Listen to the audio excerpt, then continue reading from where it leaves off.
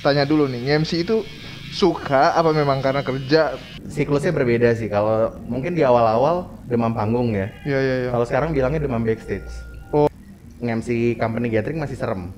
Mas- Hidup tuh keras, beneran keras. Tapi kalau emang kita bisa, Jakarta yang keras atau lu nya aja yang lembek?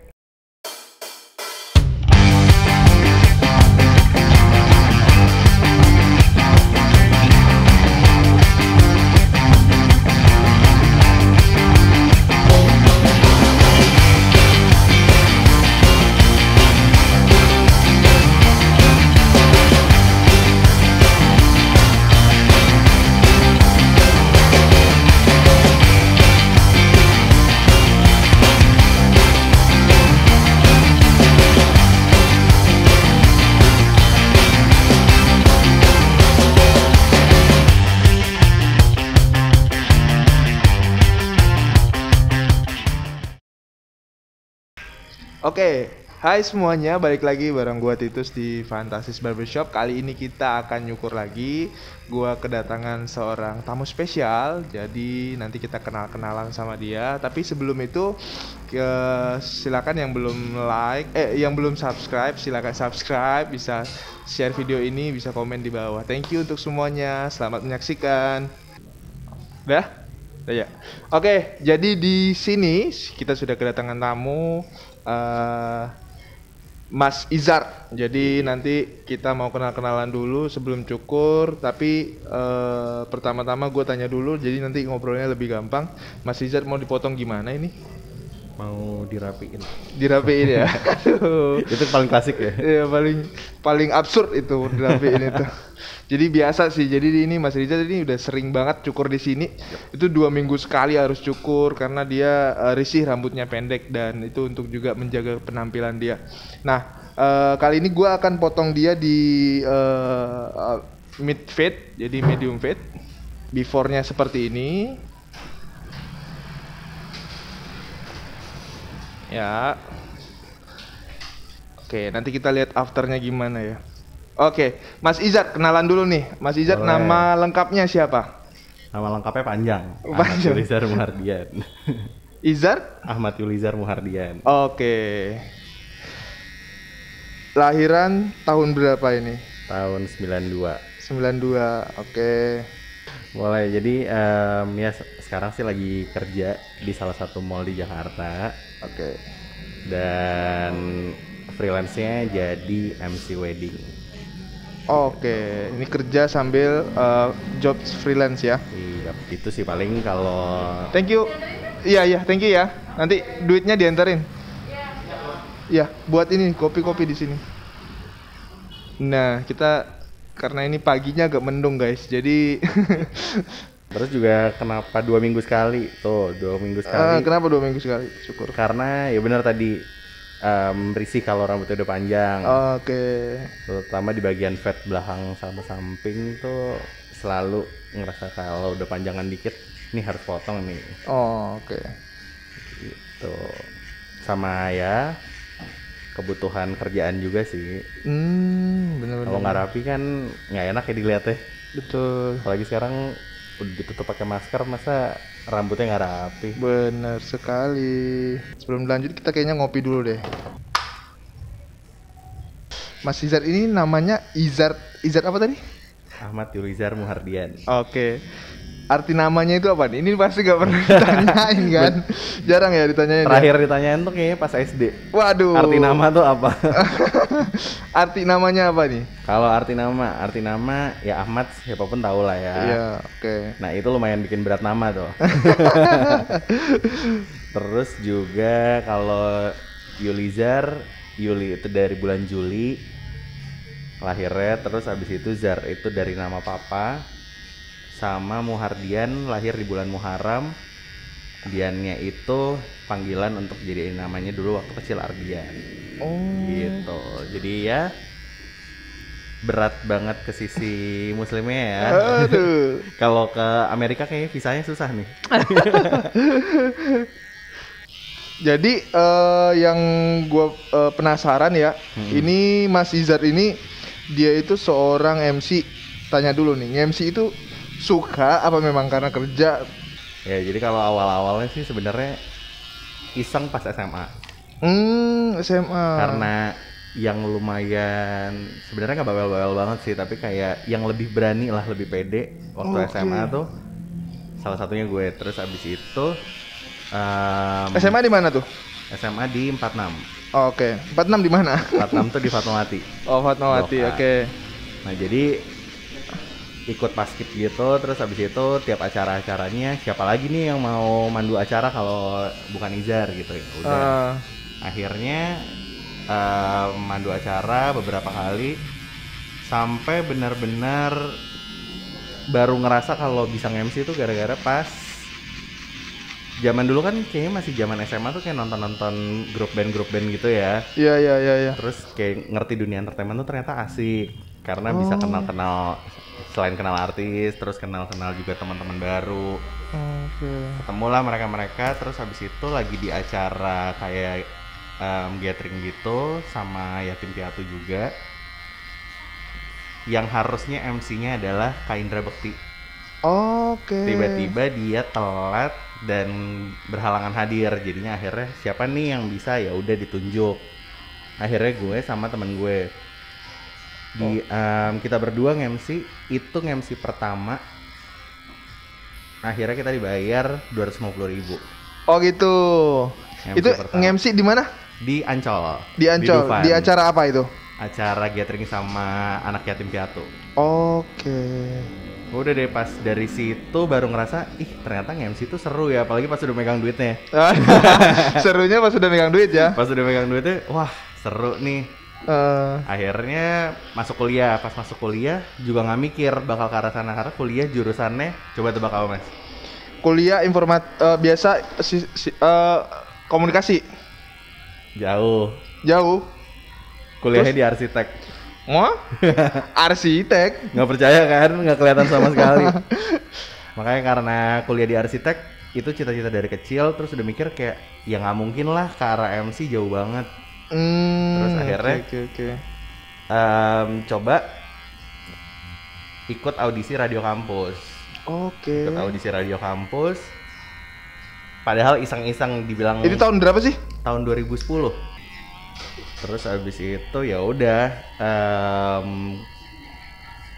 ikut audisi. Pas ikut audisinya sebenarnya belum terlalu pede sih, karena kan dibandingin saingan-saingan yang lain, yang mungkin mereka dari SMA udah ikut radio streaming apa segala macem, udah ada background penyiar, sedangkan gue belum apa-apa. Cuman modal berapa kali MC doang, itu pun juga masih biasa-biasa banget.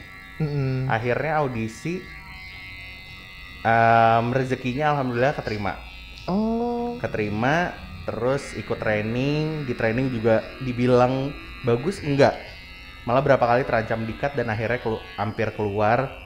Tapi emang rezeki, masih bisa dikasih kesempatan. Terus sampai dapat kesempatan nge-MC event yang cukup internasional tuh, Just Goes to kampusnya UI. Nah akhirnya nge-MC di situ dan ngerasa kayak wow, itu prestasi yang membanggakan karena anak swasta bisa nge-MC di acara anak negeri. Gitu ya. Di situ tuh bangga. Anak negeri dijajah dong sama anak swasta. Dari situ akhirnya berapa kali acara UI sampai acara Fashion Week-nya juga sempat nge-MC. Terus dapat rezeki lagi ikut training di Trax. Dari situ makin kebuka lagi. Terus mulai 2014 nyobain MC dunia wedding. Dari awalnya temen minta tolong MC-in, sampai ngerasa kayak seru ya kalau didalemin, akhirnya pelajarin. Sampai ikutan WO juga. Biar tujuannya bisa tahu kan flow-nya kayak gimana segala macam. Akhirnya makin mendalami dunia perweddingan, jadi MC terus rutin dari 2014 sampai sekarang. Jadi ini informasi juga tadi, sebelum kesini persiapan untuk ini ya, mau habis ini mau nge-MC ya? Iya, itu tuh packingnya yang banyak. Mas, lebih enak nge-MC di mana nih? Di wedding, di acara-acara kayak pensi atau kampus, atau di acara yang kayak apa namanya? Kayak yang tadi itu yang panti asuhan, acara-acara yang Gathering-gathering gitu. gathering gitu. Lebih enak di mana? Sebenarnya sih plus minus ya, karena kan kalau mikir nomor satu pasti duit. Kalau udah berapa tahun ya, tapi iya benar-benar. kalau masih awal-awal udah ada mau jam terbang apapun lah ya. mah ambil aja dulu karena kan bisa jadi pengalaman semuanya. Udah pernah ngerasain. Tapi kalau udah makin kesini ya nggak muna lah ya mikirnya udah duit. Kalau udah duit, urutan pertama pasti wedding. Oke. Terlepas dari kenapa wedding mahal, karena mereka pribadi. Iya sih. Dana pribadi dan acaranya sakral. Benar. Nah, tapi tanggung jawabnya juga lebih besar kan. Nah, terus kalau yang urutan kedua biasanya itu company gathering. Company gathering itu enaknya adalah karena korporat kan, jadi spend budgetnya juga lebih tinggi. Dibandingin event biasa. Cuman tantangannya lebih ke hati-hati jangan sampai salah nyebut nama CEO-nya, BOD-nya.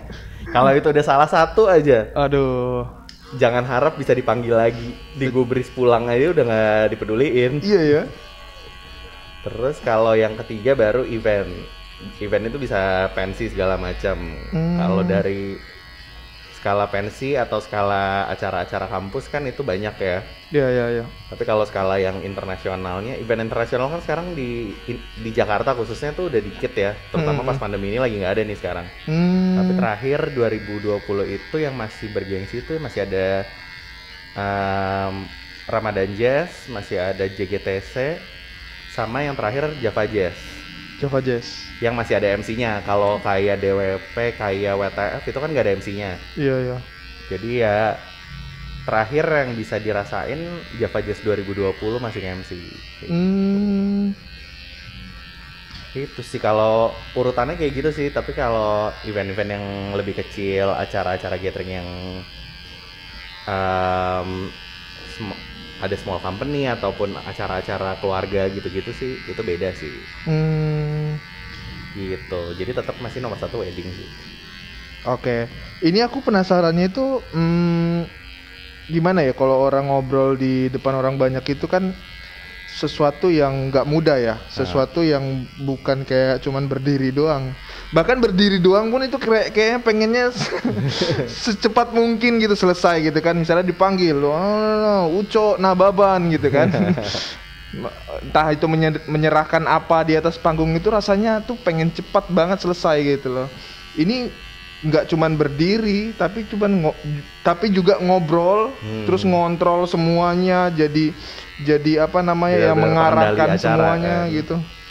Itu Mas Izar itu ada lesnya atau memang dia learning by doing aja gitu, atau lihat-lihat di YouTube, atau ada mentornya apa gimana?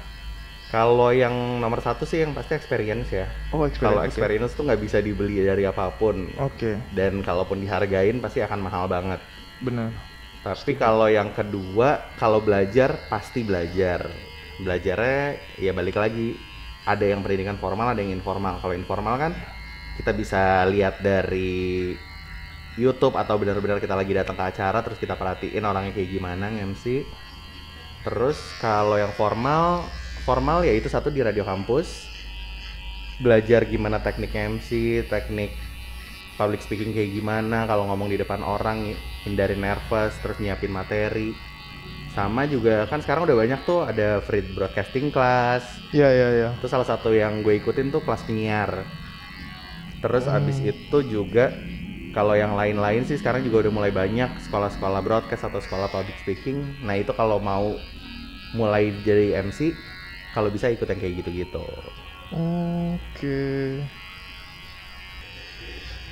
Lebih enak mana, nge-MC sendiri apa nge-MC bareng berdua? Ada ininya? Jujur tergantung eventnya. Tergantung eventnya apa tergantung partnernya? Ayo lo. Ya dua-duanya berpengaruh ya. Tapi yang pertama sebenarnya tergantung eventnya. Kalau eventnya lebih ke wedding, kalau weddingnya masih akad ataupun resepsi yang resmi sih mendingan sendiri. Gitu. Karena kalau sendiri kita pembagiannya lebih gampang karena kan hall eventnya kita yang pegang kan, jadi benar-benar dari A sampai Z-nya kita tahu harus ngomong apa. Nggak enaknya kalau di event wedding itu kita kalau ada partner mau nggak mau kita harus bagi tugas kan, siapa yang ngomong pas saat ini, siapa yang ngomong saat ini. Terutama kalau di resepsi durasinya kan panjang 2 jam, tapi ngomongnya kan berulang. Nah kalau itu kan masih enak tuh tektokannya, ya udah sekarang giliran partnernya, sekarang giliran gue yang ngomong, itu masih lebih enak. Tapi kalau eventnya resmi atau segala macam mendingan sendiri ya. Tapi kalau untuk event kayak gathering company ataupun apa namanya kayak event fancy segala macam, jujur enakan berdua. Kenapa berdua? Terutama kalau lagi event-event yang butuh lawakan atau santai. Kan nggak mungkin ya kita benar-benar ngelawak sendiri berasa stand up comedy kan. Enaknya kalau ada partner tuh kayak masih bisa saling pancing-pancingan, terus kalau mau ledek-ledekan jadi lebih enak. Jadi ada 3 jenis MC sebenarnya. Yang pertama ada yang emang MC formal, yang kedua ada yang MC non formal, sama yang ketiga yang hybrid. Sebenarnya ini bahasanya bukan resmi ya, ini lebih ke umum aja.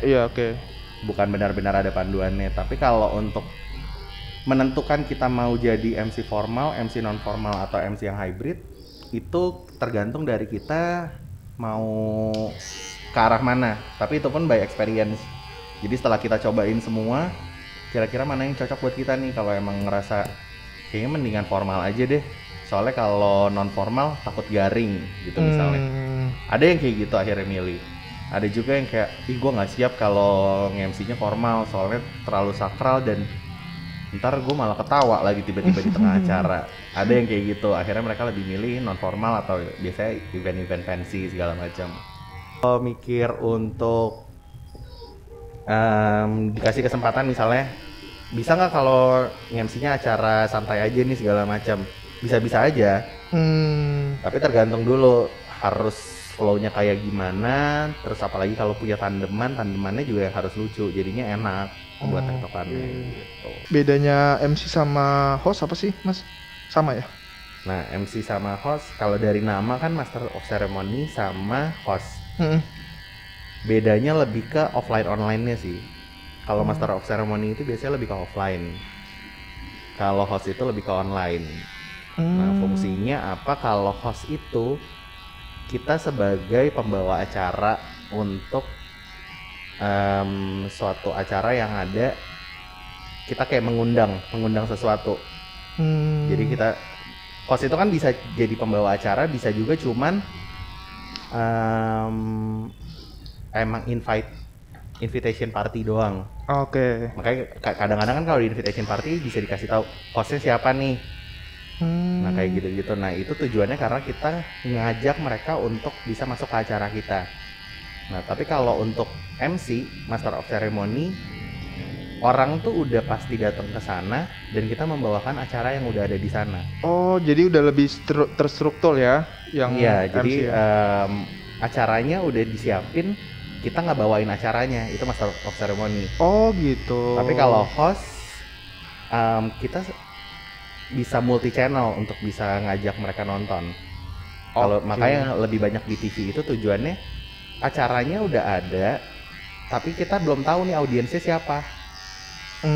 Kalau Master of Ceremony itu kita udah tahu audiensnya nih, depan kita udah ada nih audiensnya. Ini orang kantor. Tapi kalau host itu kita belum tahu audiensnya siapa dan belum tentu ada di depan mata kita. Gitu. Makanya kalau host itu image-nya lebih ke yang ada di TV, yang di media-media channel segala macam gitu. Mas Izar punya nggak pengalaman yang kurang dari ini deh, kan ada pengalaman yang enak sama yang kurang enak. Yang paling nggak enak lah, kira-kira punya nggak? Paling nggak enak ngeblank gitu di lagi di pernah nggak ngeblank? Pernah. Bukan ngeblank sih. Kalau ngeblank mah biasa ya, kadang-kadang ya kita ngeblank karena Waktu itu pernah kalau ngeblank gara-gara durasi MC-nya kelamaan.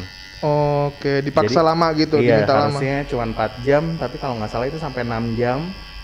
Walaupun jedanya sejam-sejam, tapi ngerasa kayak ya waktu nunggunya udah kelamaan kan. Jadi pas udah jam-jam terakhir tuh moodnya udah drop. Terus akhirnya yang kayak ngomong tuh udah nggak jelas. Atau ngomong nggak jelas, yang kedua nyebut nama orang aja udah ketuker. Itu satu. Terus yang kedua, kalau yang paling fatal adalah suara hilang. Suara hilang pas lagi mau mulai apa pas udah jalan ini acaranya? Dari awal. Oh, tiba-tiba suaranya habis. Jadi makanya suara kan investasi banget ya kalau buat Bener MC. sih. Jadi benar-benar harus dijaga banget. Paling nggak 3 hari sebelum acara tuh kita harus nyiapin jangan sampai suaranya hilang atau kecapean, kurang tidur. Nah waktu itu habis lari half marathon. Sebenarnya half marathonnya selesai jam 6 pagi, tapi MC-nya jam 11 siang. Tapi karena dari malamnya kurang tidur, biasalah ya anak muda. Jam 8 malam tuh udah nggak ada suaranya. Jam 8 pagi, sorry. Jam 8 pagi udah mulai nggak ada suaranya, segala macam diakalin sampai jam 11 akhirnya MC, suaranya hilang-hilang.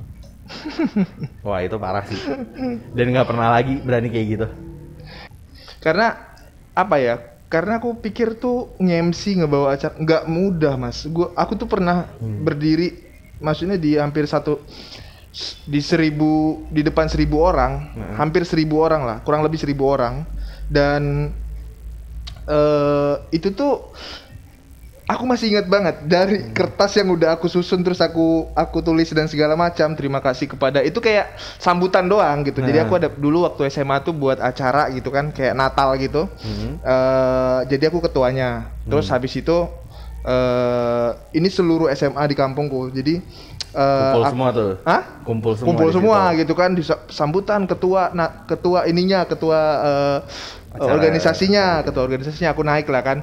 Aku udah terima kasih kepada segala macam di bawahnya. Pokoknya aku udah kata-kata itu.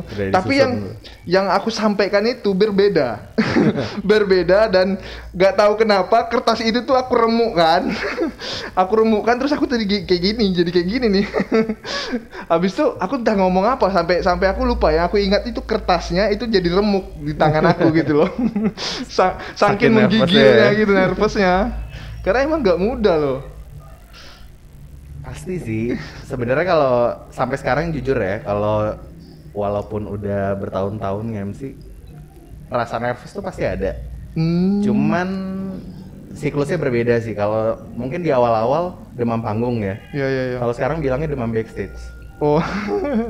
Karena di saat kita belum ngelihat audiensnya kayak gimana, terus abis itu juga kalau mereka kita tuh mikirin nanti kalau kita udah di atas panggung mereka bakal impresinya kayak gimana ya. Terus apalagi kalau keselnya kalau lagi nge-MC acara-acara musik gitu, waktunya udah ngaret, mereka nungguin banget bandnya tampil, terus kita muncul dulu. Orang kan kesel banget ya. Orang kesel banget, lu ngapain lu sih? muncul? Buruan present aja napa sih artisnya. Nah tapi kan kita tetap harus kan. Kalau orang Medan bilangnya itu kena mental bang. Kalau Ucok bilang kena mental ya Cok. Langsung drop ya. Iya. Nah kayak gitu-gitu jadinya akhirnya ya masih sih. Dan terutama sebenarnya ada 2 hal. Kalau yang pertama nge-MC company gathering masih serem ya, karena ya takut salah nyebutin nama. Jadi benar-benar make sure banget namanya nggak boleh salah. Kadang di wedding juga gitu, nggak mungkin kan nama orang tuanya kita sebutin salah, nama pengantinnya salah.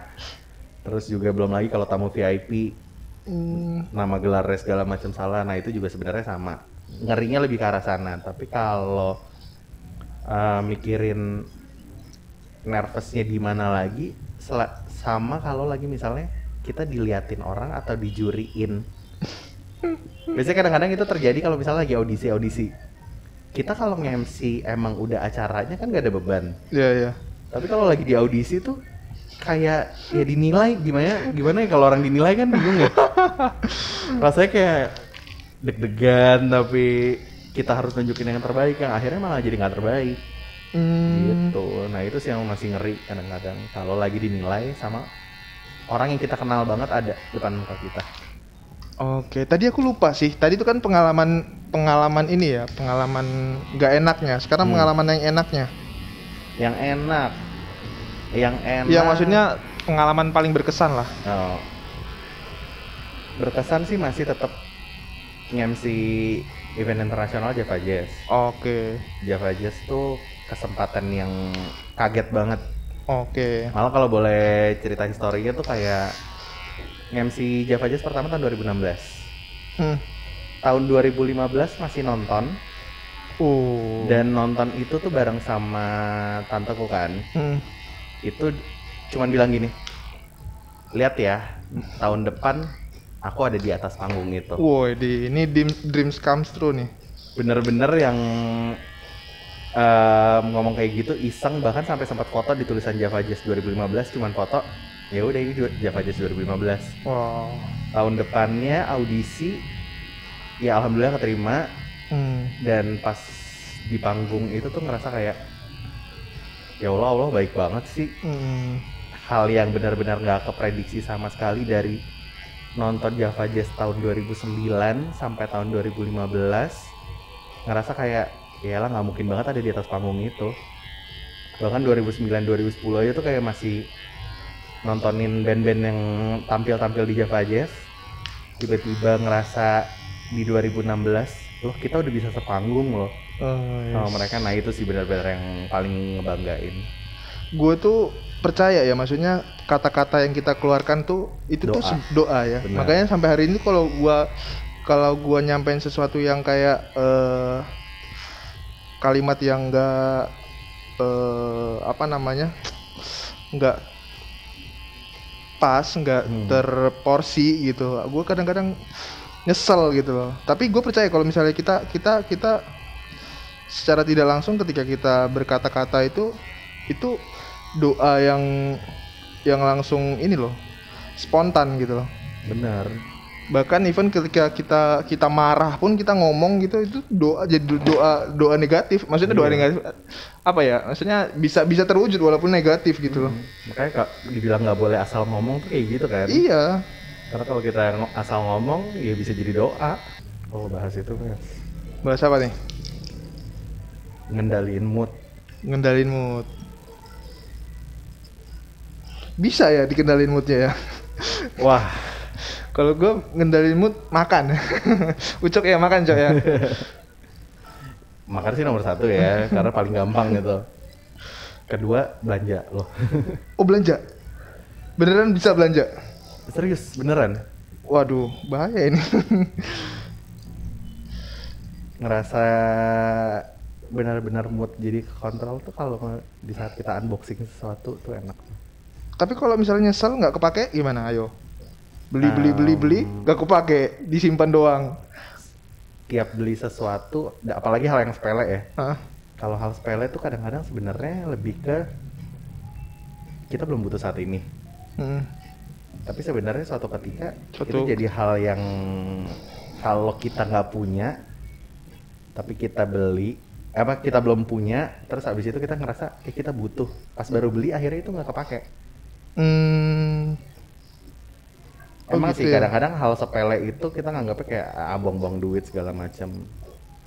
Cuman gimana caranya dari yang barang yang kita beli nggak kepake itu masih bisa kita manfaatin.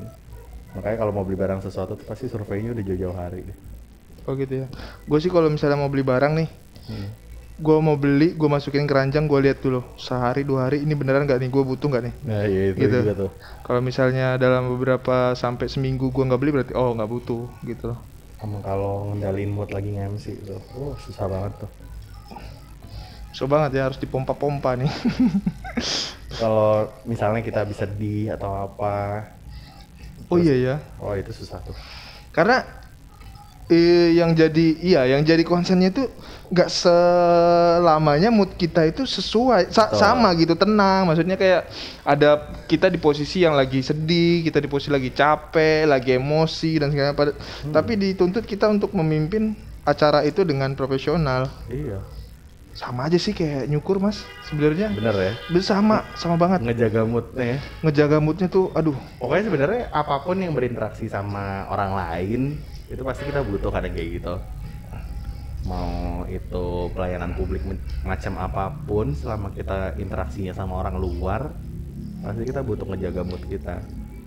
Kalau aku bilang ya, lebih susah, bukan nggak ada yang lebih susah sih. Maksudku dalam takaran kapasitas kita di sini, kalau masnya kan itu pasif ya, yang ininya ya. Cuman kayak gimana mau menaikkan suasana di dalam acara itu. Tapi kalau kita ini kita interaksi aktif gitu loh. Tuntutan pekerjaan tuh sangat tinggi gitu loh. Banget. Kita ketemu dengan orang baru yang orang itu yang harus kita layani tuh semaksimal mungkin gitu. Dan orang kan nggak peduli ya. Dan orang nggak kayak peduli apa. kita lagi gimana gitu loh. Tapi ya itulah ya pekerjaan ya. Iya benar-benar. Ya kalau dibilang kerjaan kantorannya kan juga berinteraksi sama orang lain ya. Nah itu gimana cara ngejaga moodnya? Kalau ditelepon sama klien atau segala macam, masa kita kesel atau apa segala macam ditunjukin kan? Ntar gue lagi kesel lu telepon bentar lagi ya. Itu kan nggak mungkin. Nah sama kalau lagi MC juga sama. Gimana caranya kita ngebangun suasana untuk misalnya acaranya party ya, tapi kita lagi sedih. Waduh. Itu kan nggak bisa bohong ya muka kita sebenarnya. Iya ngerusak. Tapi gimana banget. caranya sebisa mungkin kan kita harus ngejaga mood kita, jangan sampai ikutan drop atau apa. Kayak gitu-gitu ngaruh banget. Dari hal paling simpel, kita capek aja. Capek kan kelihatan tuh kalau kita orang capek. Tapi kalau kita misalnya satu hari ada 2 acara, di acara yang kedua kita udah capek gara-gara acara pertama, kan nggak bisa. Klien kan bayarnya nggak setengah. Nggak bisa Pak. Kan bayarnya full, nggak mungkin banget. Apalagi bayarnya nyicil, nggak mungkin. Aduh. Sama aja kayak sebenarnya sekarang aja. Ya. Semalam habis berduka sebenarnya, tapi Oh nggak iya? kelihatan kan? Waduh. Itu tuh salah satunya. Ini lagi ini ya berat ya ngebawa Makanya. Cuman tanggung ya jawabnya. kan kita nggak bisa ya nunjukin orang segala macam. Contoh paling simpel juga ada di salah satu panutan juga itu ya Pak, kalau yang sering nonton YouTube-nya ada Patricia Go. Oke. Patricia Go itu lagi naik daunnya banget, terutama buat acara wedding Chinese. Itu dia sampai ke Surabaya, sampai ke Semarang segala macam, benar-benar full banget. Itu kalau dilihat di YouTube-nya sendiri aja tuh dia benar-benar sampai ada momen dimana dia benar-benar udah nggak bisa buat berangkat. Udah lemes banget, dia capek banget, sampai mual-mual muntah segala macam. Tapi gimana caranya dia tetap sebisa mungkin dia datang dan dia tetap berangkat ke airport padahal dia udah izin.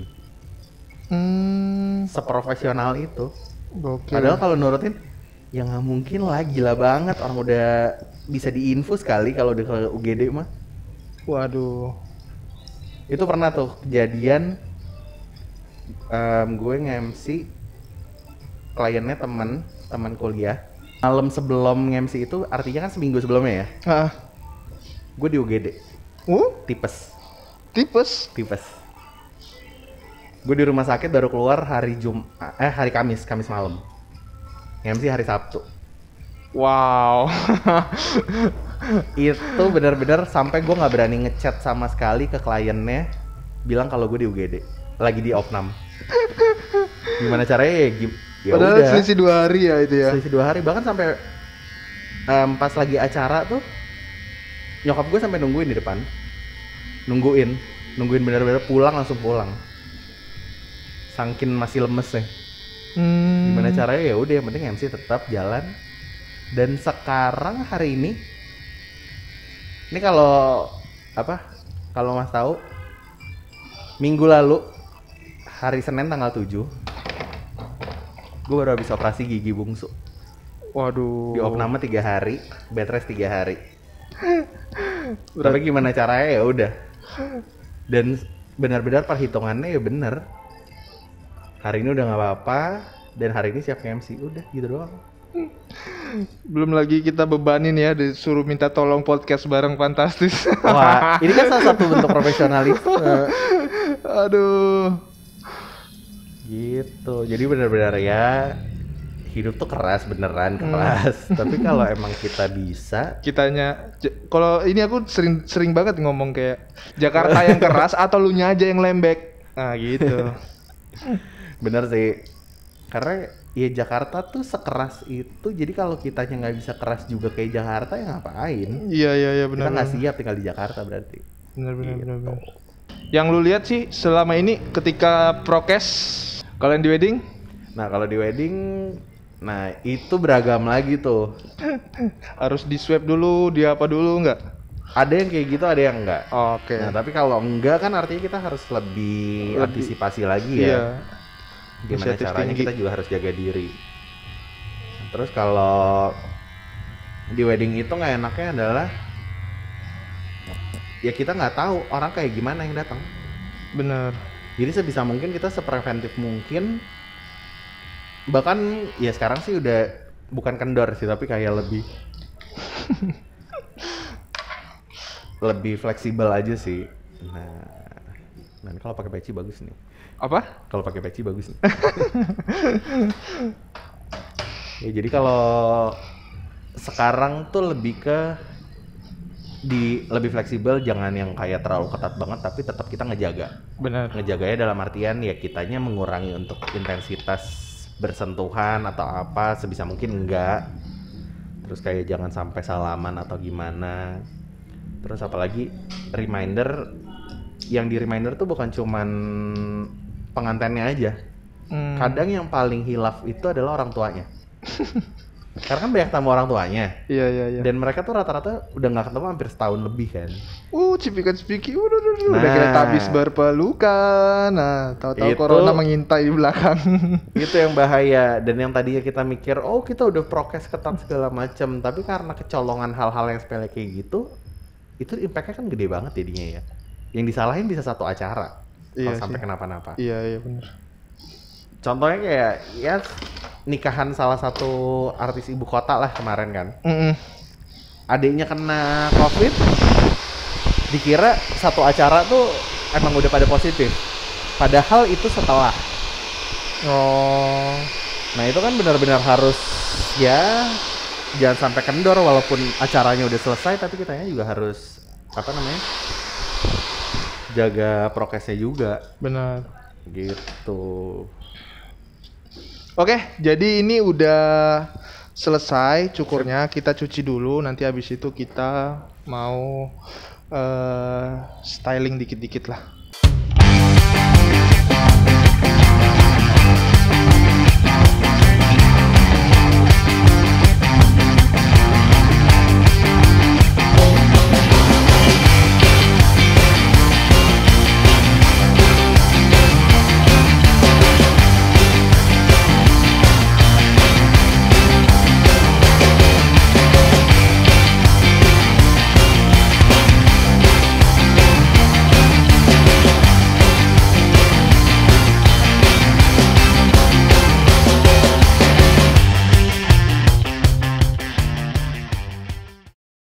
Thank you teman-teman, dan inilah hasilnya dari hasil potongan tadi. Aku putar dikit di bagian kanan, ini di bagian sampingnya aku kasih medium fade, dan di bagian atas aku cuman trim dikit aja gitu loh. Ya, thank you buat Mas Izar. Semoga sukses, lancar terus nge-MC-nya, kerjaannya, kesehatannya juga. Dan buat teman-teman yang mau cukur di barber, bisa datang langsung ke Fantastis Barbershop atau booking. Tapi kita prioritaskan untuk orang-orang yang booking di aplikasi Minutes. Jadi nanti bisa langsung download, bisa langsung booking, pilih capster, pilih jam dan segala macamnya ada di sana. Dan itu aja, thank you. Jangan lupa ya, subscribe, like, share, komen yang kalian ingin kita bisa improve lagi. Dibantu sama MC nih. Soalnya gue masih newbie. Ya, itu aja, thank you. Bisa follow IG-nya Mas Izar di @izar_muhardian. Iya, yang butuh-butuh wedding MC ini ya. Nanti bisa kongsi-kongsi lah ya. Masalah harga bisa diomongin lah ya. Oke, itu juga jangan lupa follow IG-nya Fantastis Barbershop. Dan itu aja ya. Thank you buat semuanya yang udah nonton. Sampai jumpa lagi di next video. Dadah, bye bye.